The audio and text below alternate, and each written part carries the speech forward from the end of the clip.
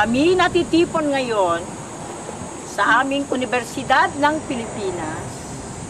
may pag-aalay sa dakila at makasaysayang umaga na ito bilang pagdiriwang sa ika-100 taon ng aming departamento, University of the Philippines, Department of English and Comparative Literature. Kami, ang aming klase, centennial class ng aming department sa kolehiyo ng CWATS, Civic Welfare Training Service or National Service Training Program, ay nag-aalay. Ito na po ang pagsasama-sama at pagtitipon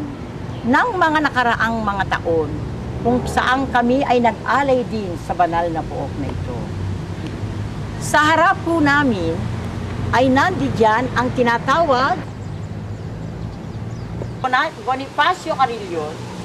noong 1997, 100 years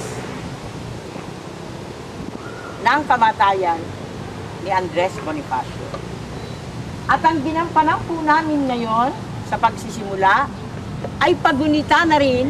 kung paano ang lugar na ito sa ating University of the Philippines, Diliman,